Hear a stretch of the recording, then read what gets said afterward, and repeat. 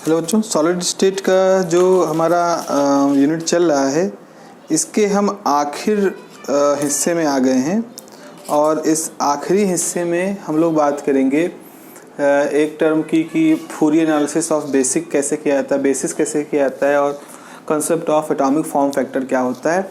जैसा कि सिलेबस में आपको दिखा है कि Fourier analysis of basis and atomic form factor, इसको अगर हम थोड़ा सा और सिस्टमेटिक तरीके से बताएं तो हम स्ट्रक्चर फैक्टर और एटॉमिक फॉर्म फैक्टर के बारे में बात करने वाले हैं। तो हम हेडिंग लिखेंगे कंसेप्ट ऑफ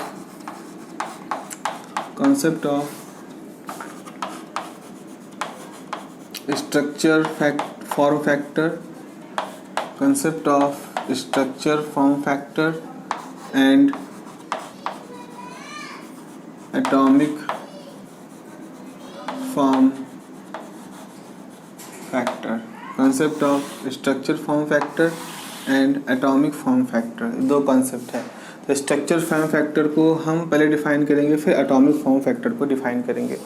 देखिए, इसकी शुरुआत हमने आपको इस पूरे डिस्कशन के दौरान जब हम पूरा कर रहे हैं डिस्कशन रेसिप्रोकल लैटिस स्पेस की, तो यहाँ हमने आपको स्कैटरिंग एम्पलीट्यूड जैसी चीज़ें बताई हैं। अब स्कैटरिंग एम्पलीट्यूड से ही हम यहाँ पर आपको ये टर्म निकाल के लाएंगे। मान लीजिए आप किसी क्रिस्टल की बात कर रहे हैं और क्रिस्टल के अंदर हम मान लें कि n सेल हैं, n कोई बड़ा नंबर होगा, 1000 लाख 2 लाख जो भी आप कहो, तो हमारे पास जो क्रिस्टल है उसके अंदर n सेल हैं और टोटल अब पूरे क्रिस्टल से हमारा स्कैटरिंग हो रहा है।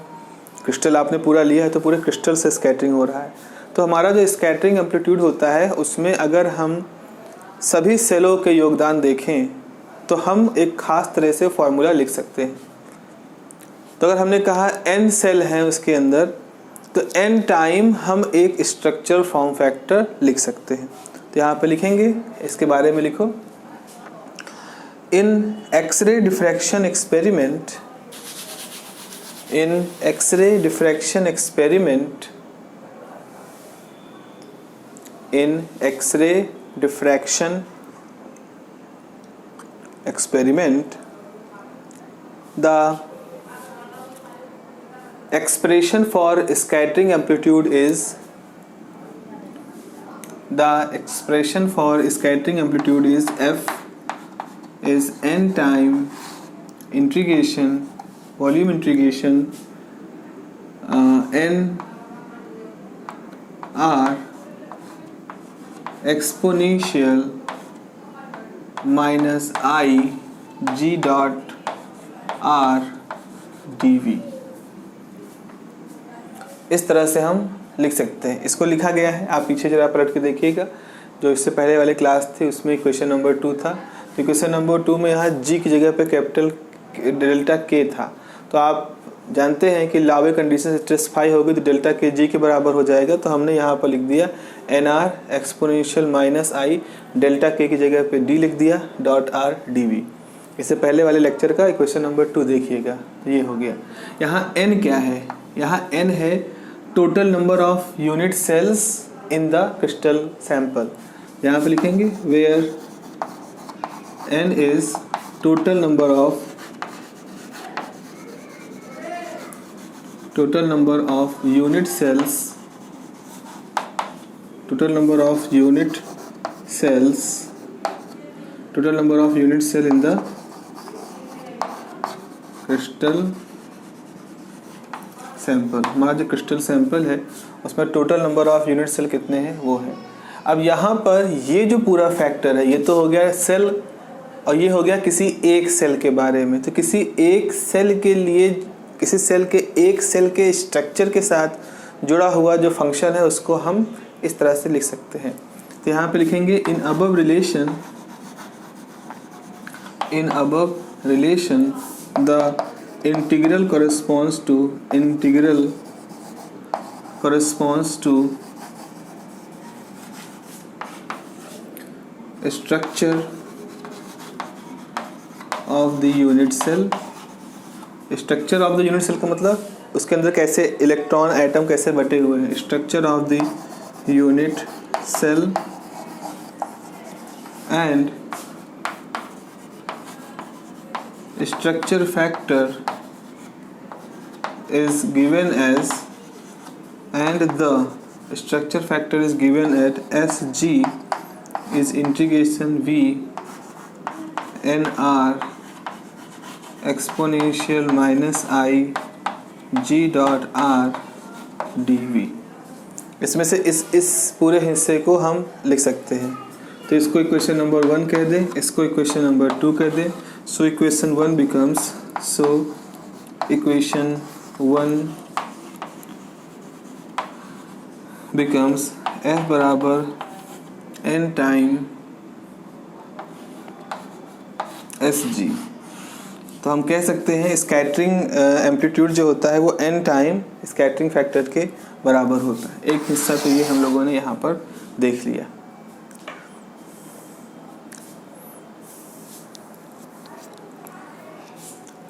ठीक है, अब हम यहाँ पर एक चीज कह सकते हैं, the structure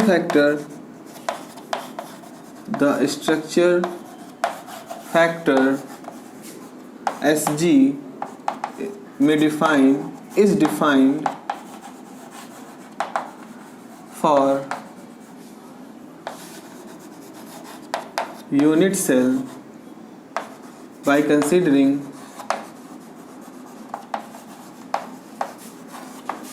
one atom at corner, one atom at origin कह लो, और origin हम सेल में कॉर्नर पे लेते हैं, यानी r बराबर 0। Also the local electron concentration, यानी कि nr is defined as superposition of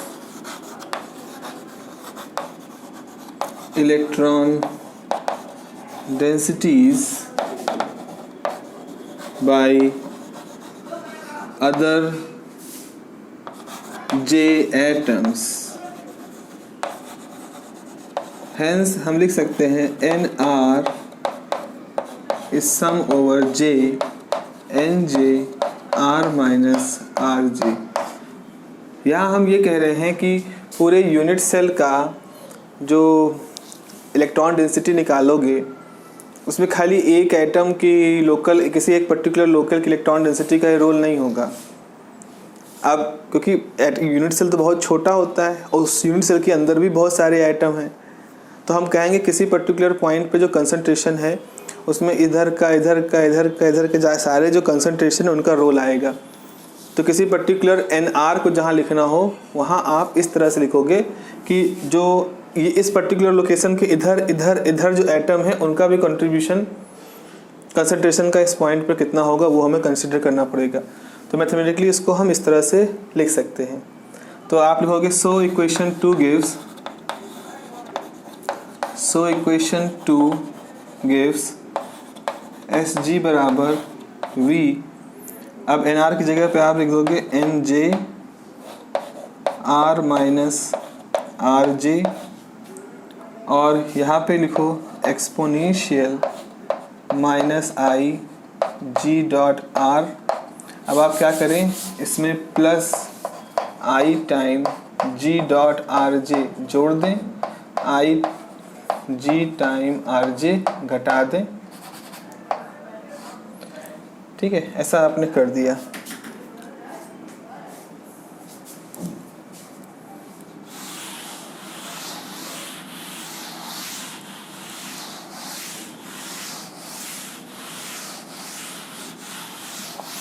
ऐसा करने से अब आपको क्या फ़ायदा मिलेगा, आपको ये करना है कि एक्सपोनेंशियल ये टर्म एक साथ रख लेने हैं, ये तो खैर बाहर ही निकल जाएगा। तो ऐसे एक साथ रखोगे तो जाएगा minus I G R minus R J, तो यहाँ भी जाएगा आर माइनस आर जे। इस तरह से आपके पास एक यूनिफॉर्मिटी आ जाएगी। तो आपके पास आ जाएगा S J is integration V N J R minus R J into है एक्सपोनेंशियल माइनस आई जी, इसको हम बीच वाला ब्रैकेट कर दें, आर माइनस आर जे, और एक एक्सपोनेंशियल का टर्म और बचेगा, exponential minus I G dot R J D V, है ना, ब्रेक कर दिया। अब हम एक नोटेशन यहाँ पर ले सकते हैं, पुट रो बराबर आर माइनस आर जे, एक टर्म हम ले रहे हैं। सो एस जी की वैल्यू क्या हो जाएगी, integration V N J rho exponential minus I जी, ये पूरा हो जाएगा, ये जी डॉट, अच्छा चलो इसको रो कह दे, ये जी डॉट रो, फिर exponential minus I G dot R J D V. इस तरह से आपको यहाँ पर आप इस चीज़ को लिख सकते हैं।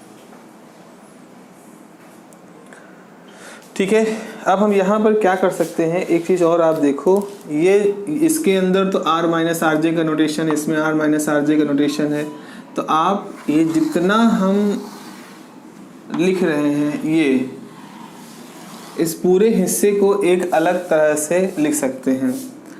तो आप यहाँ पर क्या लिखोगे, suppose the atomic, suppose the atomic properties are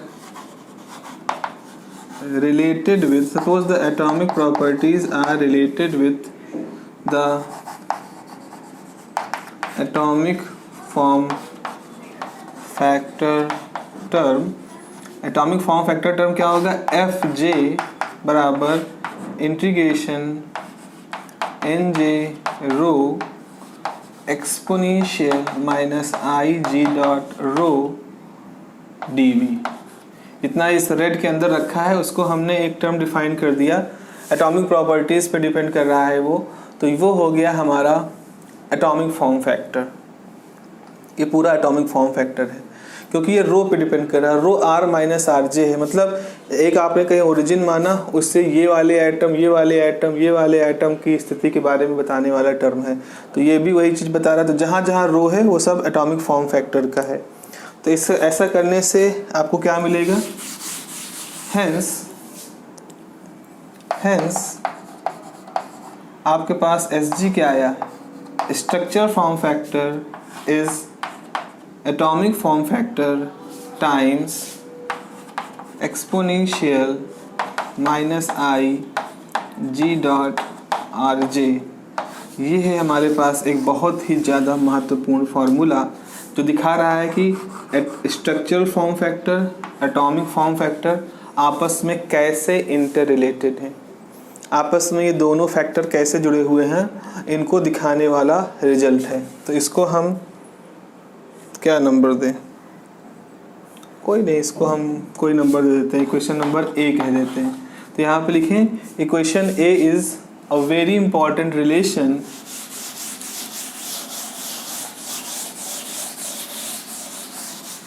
equation A is a very important relation for x-ray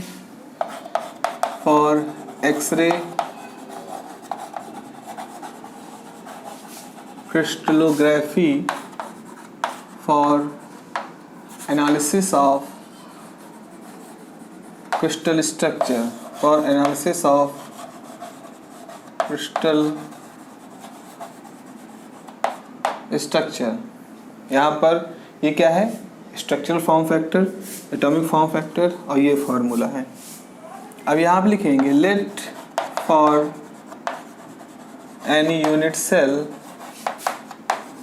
unit cell x j जो है, सॉरी आर जे जो है, उसको हम लिख सकते हैं एक्स जे आई कैप, या ऐसे लिखो x j a, y j b, z j c. ये हम लोग ने ए बी सी क्या है, a b c translational vector हैं डायरेक्ट लैटिस के ट्रांसलेशनल वेक्टर है। और जी बराबर क्या हो सकता है, h a star k b star l c star, ऐसे तो हम लोग डिफाइन किए हैं। सो जी डॉट आर जे क्या हो जाएगा, दोनों का डॉट प्रोडक्ट लेना का मतलब है h a star k b star l c star dot x j vector a, y j vector b, z j vector c, दोनों का डॉट प्रोडक्ट लोगे तो आपके पास क्या आएगा, जी डॉट आर जे बराबर हो जाएगा h x j a star a, ऐसे ही k y j b star b, ऐसे ही h k l z j c star c. अब आप अगर कहो कि सर इसमें आपने ए स्टार डॉट बी क्यों नहीं लिखा, ए स्टार डॉट सी क्यों नहीं लिखा, तो याद करो जब लोग एटॉमिक फॉर्म फैक्टर या रेसिप्रोकल समझा रहे थे, मैंने आपको दिखाया था कि ए स्टार डॉट ए का ही वैल्यू 2 पाई होगा, बी स्टार डॉट बी की वैल्यू 2 पाई होगी, सी स्टार डॉट सी की वैल्यू 2 पाई होगी, बाकी सबकी वैल्यू 0 हो जाएगी। तो इसका मतलब हमने खाली वही डॉट प्रोडक्ट रखे जिनका कोई टर्म आएगा, जिसका कोई नॉन जीरो टर्म आएगा। क्या जम गया।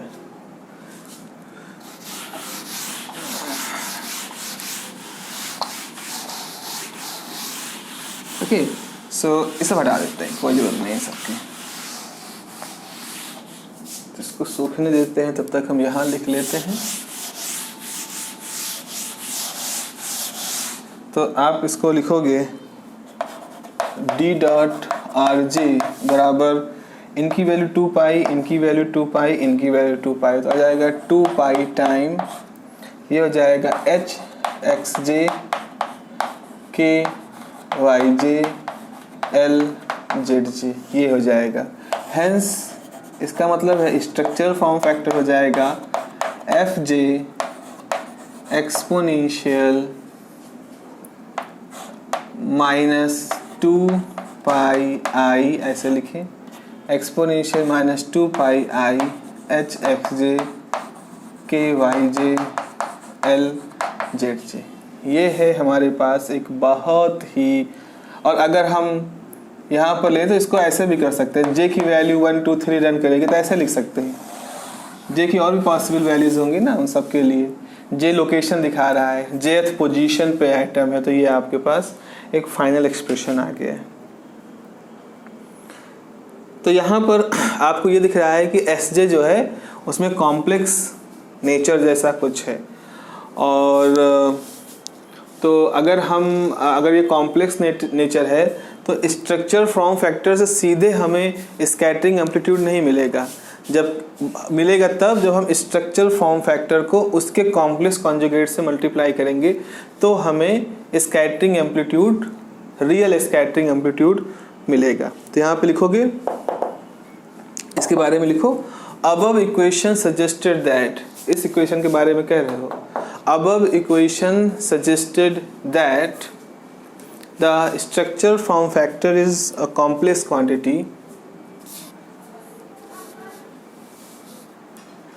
Structure form factor is a complex quantity and hence not directly represent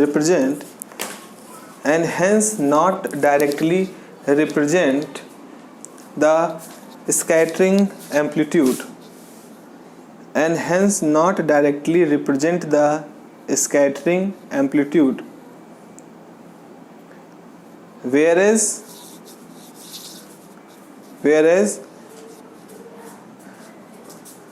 the term s dash, whereas the term s dot s sg star dot s, यानी कि s और इसका complex conjugate will always be a real number, will always be a real quantity.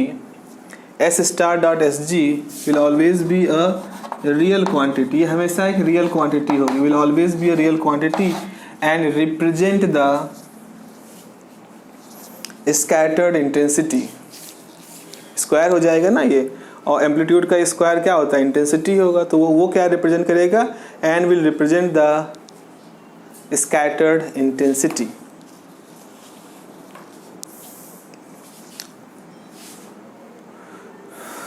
ठीक है। तो अब अगला एक बहुत इंपॉर्टेंट हिस्सा और लास्ट है ये यूनिट नंबर 1 का ये डिस्कशन, सेकेंड लास्ट। अब इसके बाद सिंपल क्यूबिक बीसीसी के लिए करेंगे और एफसीसी के लिए करेंगे, दो के लिए आपको हो गए। तो लिखोगे स्ट्रक्चर फॉर्म फैक्टर, हम सीधे लिख रहे हैं एसजी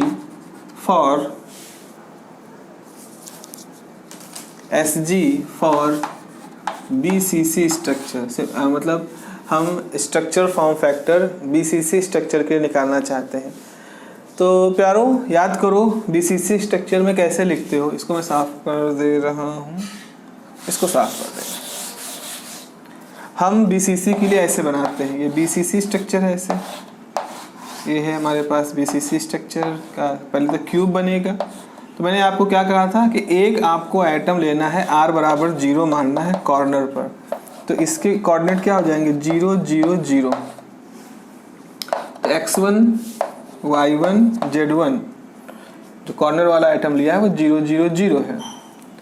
इसका जो सेंटर वाला आइटम है इसकी लोकेशन क्या होगी कि बिल्कुल बीच में है, तो इसका मतलब है हाफ x पे, हाफ y पर, हाफ z पर। तो इसकी लोकेशन हो जाएगी हाफ हाफ हाफ, यानी x2 बराबर हाफ, y2 बराबर हाफ और z2 बराबर, ये सब हाफ है। तो दो पोजीशन हम यहाँ पर लेंगे। एक पोजीशन जैसा कि शुरुआत में मैंने कहा था, लिखा था कि एक को तो कॉर्नर पे मानना है 0 0 पर, और जो दूसरा है उसको मानना है हमें, उसका जो लोकेशन होगा वो देखना है। तो एक लेटिस पॉइंट ये है और दूसरा लेटिस पॉइंट ये है, मतलब ये कि इसको लोगे तो ये सब इक्विवेलेंट है, चाहे इसको ओरिजिन मानो, चाहे इसको ओरिजिन मानो, चाहे इसको मानो, इसको मानो, तो हाफ ही तो आएगा, बीच में है चूंकि। तो ये जो लेटिस पॉइंट है ये हाफ हाफ हाफ है, ये लेटिस पॉइंट चाहे ये कोई भी मानो वो 0 0 होगा। तो हमें दो मानने हैं, एक 0 0 मानना है और एक जो अगले हों उनको मानना है। तो बीसीसी में कॉर्नर के अलावा फिर यही है हमारे पास, तो इसको हमने मान लिया। तो यहाँ पे लिखोगे BCC structure is a cubic unit cell structure and equivalent basis positions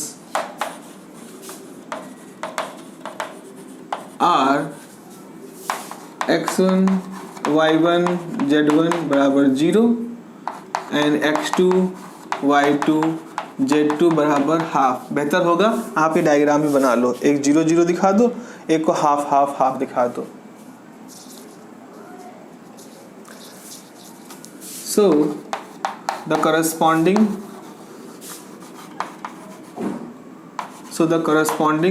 SG की वैल्यू क्या हो जाएगी, SG की वैल्यू हो जाएगी F1, देख लो पहला F1 एक्सपोनेंशियल -2 पाई आई, और ये सब हो जाएगा 0 0 0, आपने पहला लिखा, प्लस F2 एक्सपोनेंशियल -2 पाई आई, आपके पास हो जाएगा h into half, k into half, l into half. अब यहाँ पर लिखते हैं इन जनरल, क्योंकि एक ही तरह के एटम हैं, इस पे भी, तो एटम एक जैसे होने की वजह से इसको f मान लेते हैं, F1 F2 F है। तो देखो यहाँ एक्सपोनेंशियल मल्टीप्लाइड बाई 0, ये पावर में है तो पूरा 0 हो जाएगा। तो SG की वैल्यू कितना हो जाएगी, f, यहाँ सिर्फ f आएगा जो कि F1 F2 का f लिख दिया, और e की पावर 0 1 हो गई। यहाँ से क्या आएगा, यहाँ से आएगा f एक्सपोनेंशियल हाफ बाहर आएगा, हो जाएगा -pi into h plus k plus l। ये हमारे पास फॉर्मूला आ गया, ये हमारे पास फॉर्मूला आ गया। अब यहाँ पर एक बहुत ही खास चीज आपको देखने को मिलेगी। आप देखो यहाँ पर, आप यहाँ पे एक चीज देखो, अगर HKL इन सब का सम कोई ऑड नंबर है, ऑड नंबर हो सकता है 1 3 5, तो ये क्या हो जाएगा f एक्सपोनेंशियल पाई आई, अगर इन सब का सम 1 है तो पाई आई, अगर इन सब का सम 3 है तो एक्सपोनेंशियल -3 पाई आई, अगर 5 है तो एक्सपोनेंशियल -5 पाई आई। तो यहाँ पर अगर h plus k plus l odd number है तो exponential minus pi I minus 3 pi I minus 5 pi I minus 7 pi i ऐसे ऑड नंबर में चलेगा। और अगर हम यहाँ आयदर फार्मूला लगाएं ई की पावर आई थीटा बराबर कॉस थीटा प्लस आई साइन थीटा, तो उस लॉजिक से आप पाओगे कि हमेशा अगर ये ऑड होगा, इसकी वैल्यू पाई आई 3 पाई आई 5 पाई आई होगा, तो जो पूरा फैक्टर होगा इसकी वैल्यू होगी -1। इसकी वैल्यू कॉस पाई कॉस 3 पाई, क्योंकि साइन तो 0 हो जा रहा है, तो इसकी वैल्यू होगी पाई 3 पाई आई 7 5 पाई 7 पाई, तो -1 होगा। तो ये पूरा अगर वैल्यू -1 हो गया तो f माइनस एफ 0, तो एस जी बराबर 0 आएगा। कब? जब h के l कितना है? ऑड नंबर है। तो h के l का सम ऑड नंबर हो, यानी h प्लस k प्लस आल l 1 आए 3 आए 5 आए 7 इस तरह से हो तब। तो यहाँ पे लिखोगे कि here if exponential pi i is odd number, अगर ऑड नंबर है तो इसकी वैल्यू हो जाएगी -1, यानी कि that is h plus k plus l अगर ऑड नंबर है तो क्या हो जाएगा? एस जी की वैल्यू क्या हो जाएगी? f माइनस एफ यानी कि 0।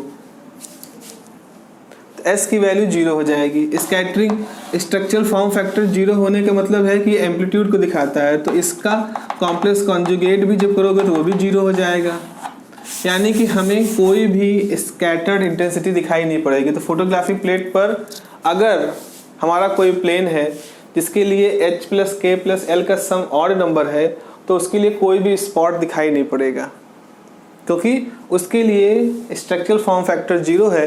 और स्ट्रक्चरल फॉर्म फैक्टर को जब उससे कॉम्प्लेक्स कॉन्जुगेट से मल्टीप्लाई कर देते हैं तो हमें स्कैटरिंग इंटेंसिटी मिलती है। तो स्कैटरिंग इंटेंसिटी 0 होने का मतलब स्कैटरिंग इंटेंसिटी नहीं मिलेगी, यानी स्पॉट नहीं मिलेगा। दूसरा है if exponential minus pi I is even number, ये अगर इवन नंबर है तो इसकी वैल्यू 1 होगी, तो ऐसे में एस जी की वैल्यू f प्लस एफ यानी कि 2f हो जाएगा। एस जी की value f plus f plus is equal to 2f हो जाएगा। s plus f is equal to 2f होने का मतलब क्या निकल के आएगा कि आपकी इंटेंसिटी वहाँ पर होगी। अब इसका स्क्वायर कर दोगे तो वो और भी ब्राइट इंटेंसिटी के रूप में मतलब एक नंबर दिखाई पड़ेगा। तो हम यहाँ पर ये देख के आते हैं कि BCC स्ट्रक्चर में, खासतौर पर BCC स्ट्रक्चर में हम उन सारे प्लेन के रिफ्लेक्शंस नहीं दिखाई पड़ेंगे जिन प्लेन के लिए एच के एल की वैल्यू ऑड नंबर हो। इसका फिजिकल मतलब ये है कि जब आप स्कैटरिंग देखोगे तो कोई मान लो मेटालिक सोडियम है, मेटालिक सोडियम जो है उसका BCC स्ट्रक्चर होता है, तो जब उसका डिफ्रैक्शन पैटर्न देखते हैं तो हम उसमें कुछ स्पॉट हमें नहीं दिखाई पड़ते, कुछ स्पॉट जो खास तरह के पैटर्न को बिलोंग करते हैं वो दिखाई नहीं पड़ते। तो यहाँ पे एग्जाम्पल के तौर पे लिखो, इसका मतलब क्या है? एग्जाम्पल के लिखो द मेटालिक सोडियम, केवल सोडियम क्लोराइड नहीं, the metallic sodium has BCC structure but in its diffraction pattern, लेकिन उसका जो डिफ्रैक्शन पैटर्न होता है, no spot appears for plane. कौन से प्लेन के लिए स्पॉट नहीं होता? जिनके लिए h plus k plus L की वैल्यू ऑड हो। तो ऐसे कौन से हैं? जैसे 1 0 0 इस प्लेन को कोई स्पॉट नहीं दिखेगा, 3 0 0 इस प्लेन का कोई स्पॉट नहीं दिखेगा। ऐसे ही अगर आप पाओगे 1 1 1 इसका कोई स्पॉट नहीं दिखेगा।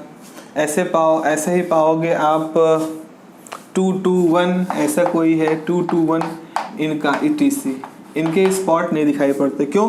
क्योंकि इन सब में वही हो रहा है, ये h है, ये 0 k है l, तो 1 प्लस 0 प्लस 0 1 आएगा, 3 प्लस 0 प्लस 0 3 आएगा, 1 प्लस 1 प्लस 1 3 आएगा, 2 प्लस 2 4 एक 5 आएगा। तो जितने भी हमने प्लेन मेंशन किए इन सब में h plus k plus L की वैल्यू ऑड नंबर होती है, और इस वजह से इस फार्मूले के हिसाब से वो एस जी वैल्यू 0 होगी, और एस जी स्कैटरिंग एम्पलीट्यूड से जुड़ा होता है तो इंटेंसिटी भी 0 हो जाएगी। तो ये वाले प्लेन नहीं होंगे। स्पॉट किसके लिए दिखाई पड़ेंगे? स्पॉट हमें दिखाई पड़ेंगे 2 0 0 के लिए। तो यहाँ पे लिखोगे no spot appears for planes, ये ETC। At the same time, उसी समय क्या होता है, at the same time spots for 200, 112, 110 and 222 appears on the photographic plate. At the same time, spots for planes 200, 110, 222 ऐसे ही ETC appears।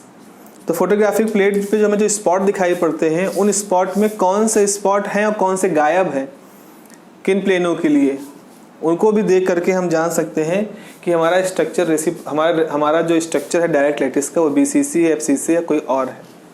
ये तो मामला हो गया BCC के लिए। FCC के लिए भी देख लो। अब आप खुद ही देख लो, अब आपको कहीं और ढूंढने की जरूरत नहीं। ये देखो, ये सब चीज़ें मल्टीपल चॉइस क्वेश्चन के लिए खजाना नहीं है तो क्या है। HKL ऑड होने पे क्या होगा, BCC के लिए इनमें से कौन सा स्पॉट अपीयर होगा। BCC स्ट्रक्चर दे देंगे, उसमें 4 ऑप्शन दे देंगे, बताओ इसमें किसके लिए स्पॉट मिलेगा। तो आप पाओगे 4 में से केवल एक ही होगा जिसके लिए H+K+L की वैल्यू इवन होगी, जिसके लिए होगी वही आंसर होगा। हो सकता है वो इनमें से ना हो। ये तो हमने जस्ट एग्जाम्पल लिखे हैं, आपको बस ये देखना है अगर इन सबका सम ऑड है तो उनके लिए स्पॉट नहीं दिखाई पड़ेगा, अगर इन सबका सम इवन है तो उनके लिए स्पॉट दिखाई पड़ेगा। इतना समझना है यहाँ से, ठीक है। अगला लिखो, structure form factor for BCC structure. Structure form factor for BCC structure, sorry structural form factor for FCC। BCC से भी खत्म किया है। For FCC, SG for FCC। जरा FCC की स्थिति देखो। FCC इस तरह से बन रहा है हमारे पास, ये हमारा FCC है, ठीक है, ये है। इसमें मान लो एक ये वैल्यू है, एक यहाँ पर ओरिजिन है 0 0 0, एक एटम इस फेस पर है, एक एटम इस फेस पे, एक एटम इस फेस पे, और इन्हीं तीन एटमों को जोड़ करके हमने इसका प्राइमेट्री सेल भी बनाया है। तो 3 ये पोजीशन इक्विवेलेंट पोजीशन है। इसकी लोकेशन क्या है, 0 0 0, ठीक है। ये यहाँ पर x में गए और z में गए, तो यानी x में हाफ है, y में 0 है, z में हाफ है।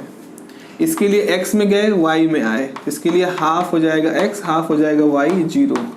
इसके लिए आप y में जाओगे और फिर z में जाओगे, तो x 0, हाफ हाफ। तो आपके पास 4 इक्विवेलेंट पोजीशंस हैं यहाँ पर, और इन 4 इक्विवेलेंट पोजीशंस के लिए आप इस तरह से लिखोगे 0 0 0, हाफ 0 हाफ, इस तरह से। तो इस चीज़ को हम लिख दें,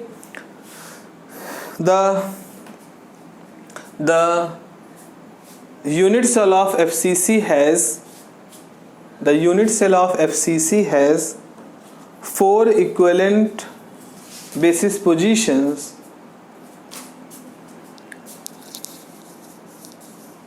The unit cell FCC has 4 equivalent basis positions as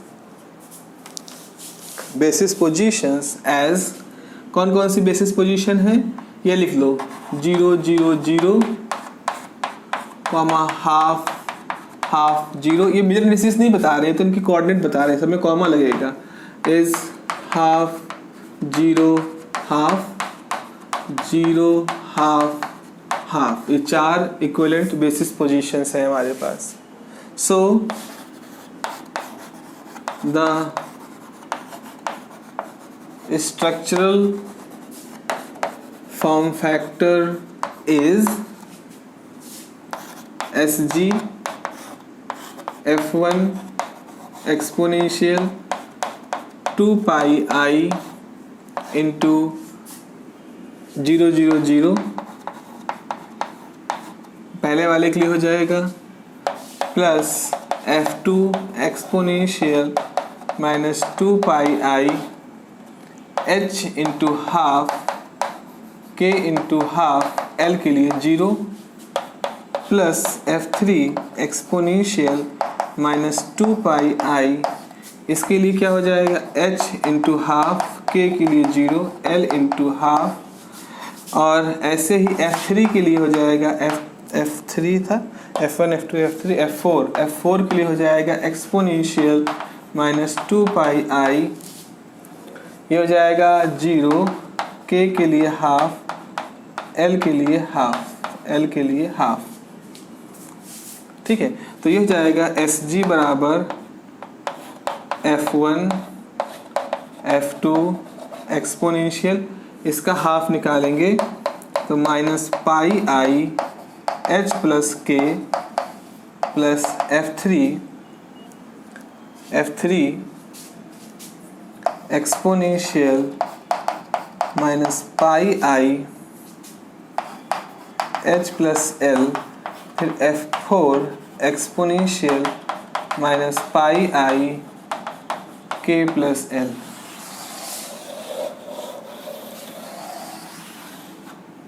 ये वैल्यू आ गई हमारे पास। अगेन हम यहाँ पर कहेंगे क्योंकि सारे आइडेंटिकल आइटम होते हैं, एक ही जैसे आइटम है यहाँ पर, तो F1 F2 F3 F4 सब बराबर है। अगर सब बराबर है तो आप F बाहर निकाल सकते हो, तो आप ऐसे लिख सकते हो Sg बराबर F1 plus exponential pi i h plus के exponential pi i h plus l exponential pi i k plus l। ये भी हमारा पूरा फॉर्मूला आ जाएगा, ये पूरा आ जाएगा हमारे पास फॉर्मूला। अब आप देखो यहाँ पर फिर वही मसला होगा, h प्लस k अगर ये ऑड है, तो क्या होगा, अगर ये ऑड है तो एक्सपोनेंशियल माइनस पाई आई 3 पाई आई 5 है, माइनस 1 हो जाएगा, तो ये माइनस 1 हो जाएगा।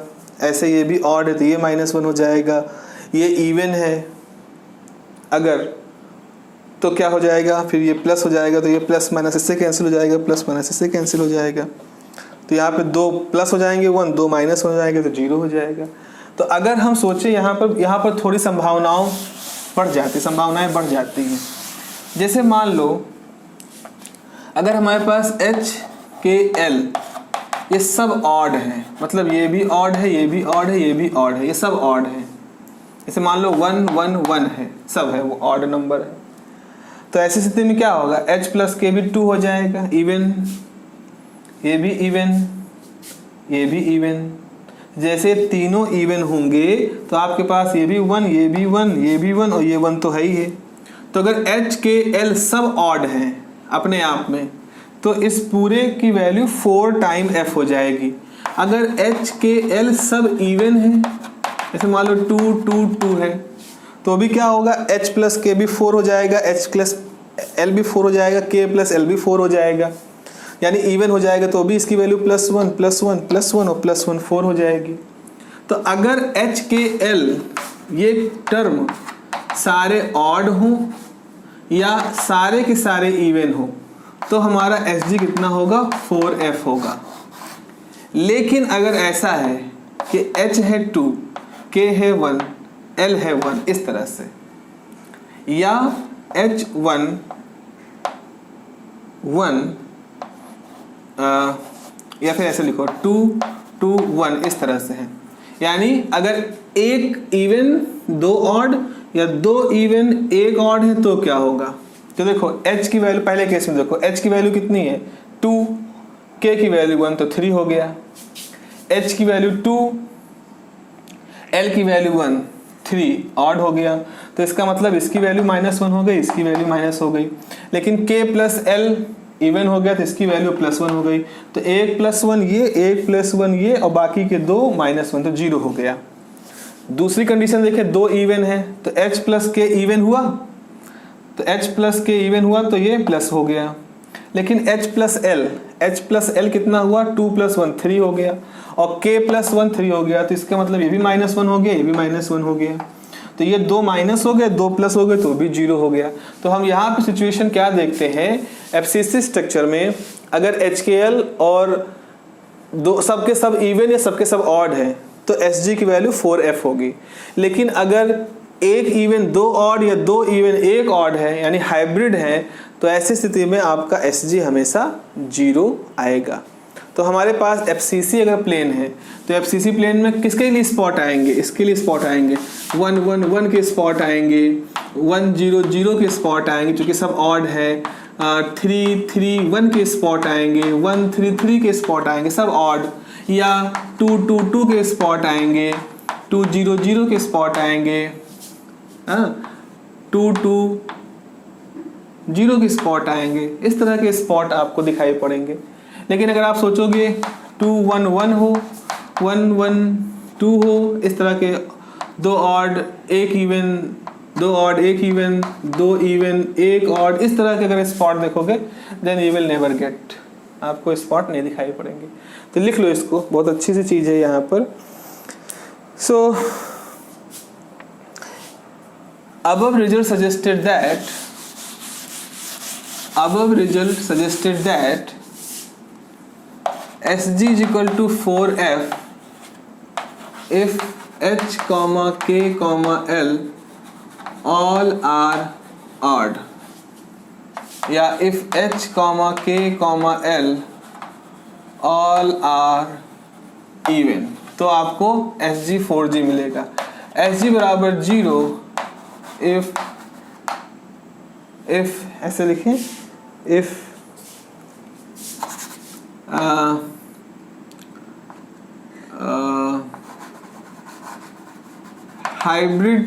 hybrid states such as 1 odd 2 even or 1 even 2 odd are present। तो अगर HKL सभी ऑड है, HKL सभी इवन है, तो क्या होगा, SG4F होगा। अगर हाइब्रिड स्टेट प्रेजेंट है कि यानी कि एक ऑड 2 इवन है या एक इवन 2 ऑड है, तो ऐसी स्थिति में SG की वैल्यू 0 होगी, खासतौर पर FCC के लिए। तो इस चीज़ को आपको यहाँ पर अलग से विशेष रूप से ध्यान देना है, ठीक है। ये आप देख रहे हो, ये सब चीज़ें मल्टीपल चॉइस क्वेश्चन के लिए तो बिल्कुल खजाना है, इनको आप जरूर ध्यान रखिएगा, इस पर जरूर आपके न्यूमेरिकल्स क्वेश्चंस MCQ में बनेंगे और डेफिनेटली बनेंगे और टफ बनते हैं। जो लोग इतनी गहराई में जाके इस चीज़ को नहीं देख रहे हैं या इतने एनालिसिस को नहीं कर रहे हैं, तो उनके लिए ये क्वेश्चन असंभव हो जाता है, आई मस्ट से दैट। और आप अगर तैयारी कर रहे हो CUCT की, BHU की, इलाहाबाद, इस तरह के सेंट्रल यूनिवर्सिटी की एग्जामिनेशन की, आने वाले समय प्रतियोगिताओं की, तो आपको इस तरह के क्वेश्चन ज़रूर से ज़रूर मिलेंगे। ये सब वहीं के लिए, खजाना ये वहीं के लिए होता है, वहाँ पे तो बिल्कुल इसको एक्सप्लॉइट करते हैं, वहाँ तो बाकायदा नाम दे देंगे। हमने जैसे अभी कुछ उदाहरण दिए हैं उस तरह से, तो आप चाहें तो अपना नोट करके लिख लें कि इसके हिसाब से कौन कौन से हो सकते हैं, इसके हिसाब से कौन कौन से नहीं हो सकते। या आपको थोड़ा सा जब एग्जाम्पल खुद से सोच के लिखोगे, बिना यूट्यूब से देख करके, बिना विकीपीडिया को देख करके, बिना इंटरनेट की सहायता, खाली इसको पढ़ के, देन आपको अपने मसल्स को डेवलप करने का मौका मिलेगा और तभी आप कुछ चीज़ों को गहराई सीख जाओगे। सुन करके समझ में तो आ सकता है, लेकिन एब्जॉर्ब उसको करना है ना। एब्जॉर्ब करने के लिए आपको थोड़े अपने से कुछ एग्जाम्पल लिख करके अपने कुछ व्यक्तिगत प्रयास करोगे, then you will get this idea completely. चलिए, ये हो गया हमारे पास यूनिट नंबर 1, जो सबसे महत्वपूर्ण मैं कह सकता हूँ यूनिट थी उसकी। अब बाकी की यूनिट जो है उसमें आप देखोगे अगर अपना सिलेबस, तो बहुत सारी चीज़ें क्वालिटेटिवली पढ़नी। क्वालिटेटिवली करने का मतलब है we are not going to give the derivations, we are not going to involve in the long derivations. हम सिर्फ रिजल्ट देखेंगे, एनालिसिस करेंगे, उसके आधार पर रिजल्ट जो आएगा, जो फार्मूला आएगा, उसके एनालिसिस करेंगे और उसके आधार पर हम उसके कॉन्सेप्ट को डेवलप करेंगे। तो मेरे ख्याल से आगे की जो यूनिट है वो फैक्चुअल ज़्यादा है, फैक्ट पे ज़्यादा होंगी, फैक्ट्स में बहुत सारे होंगे, हालांकि उसका लॉजिक होगा और फिर हम लोग सॉल्व करते हैं। चलो फिर अगले क्लास में हम यूनिट नंबर 2 शुरू करेंगे लैटिस वाइब्रेशन से। 2 पार्ट है, पहला पार्ट तो मॉलिक्यूलर अरेंजमेंट, बॉन्डिंग वगैरह का, दूसरा लैटिस वाइब्रेशन है। तो लैटिस वाइब्रेशन को शुरू करेंगे, उसके बाद यूनिट नंबर 2 का पहला पार्ट हम लोग पढ़ेंगे। ठीक है, फिर चलिए, रखिए अपना ख्याल रखिए। Have a nice day, take care, bye bye.